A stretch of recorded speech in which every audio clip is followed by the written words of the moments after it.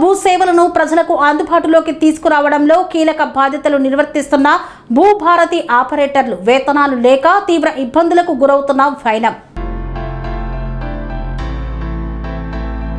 ప్రభుత్వ భూ సేవలను ప్రజలకు అందుబాటులోకి తీసుకురావడంలో కీలక బాధ్యతలు నిర్వర్తిస్తున్న భూభారతి ఆపరేటర్లు నెలల తరబడి వేతనాలు అందక తీవ్ర ఆర్థిక ఇబ్బందులు ఎదుర్కొంటున్నారు. కొమరం భీం ఆసిఫాబాద్ జిల్లాలోని 15 మండలాల్లో విధులు నిర్వహిస్తున్న 16 మంది భూభారతి ఆపరేటర్లకు గత 15 నెలలుగా వేతనాలు చెల్లించకపోవడంతో వారి కుటుంబాలు దయనీయ పరిస్థితుల్లోకి వెళ్లాయని ఆపరేటర్లు ఆవేదన వ్యక్తం చేశారు. పెండింగ్ లో ఉన్న వేతనాలను వెంటనే విడుదల చేయడంతో పాటు తమ సేవలను రెన్యువల్ చేయాలని డిమాండ్ చేస్తూ జిల్లా కలెక్టరేట్ ఎదుట నిరసన వ్యక్తం చేశారు. అనంతరం జిల్లా కలెక్టర్ హరితకు వినతి పత్రాన్ని సమర్పించారు. ఈ సందర్భంగా ఆపరేటర్లు మాట్లాడుతూ 2016లో ప్రభుత్వ ఆధ్వర్యంలో భూ సంబంధిత సేవలను ప్రజలకు వేగంగా అందించేందుకు తమను నియమించారని గుర్తు చేశారు. అప్పటి నుండి ప్రతి ఏడాది తమ సేవలను క్రమం తప్పకుండా రెన్యువల్ చేస్తూ వచ్చిన ప్రభుత్వం ఈ ఏడాది మాత్రం ఎలాంటి స్పష్టత ఇవ్వకపోవడంతో ఉద్యోగ భవిష్యత్తుపై తీవ్ర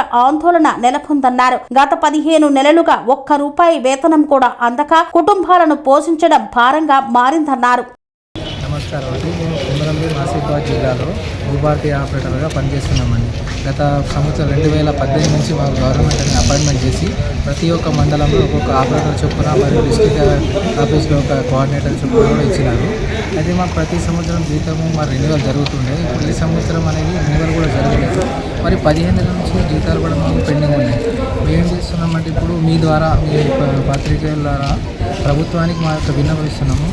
నెల 1వ తారీఖు నాడు మాకు జీతం కల్పించి మరియు మాకు భద్రత కల్పించాలని మా యొక్క డిమాండ్ అండి.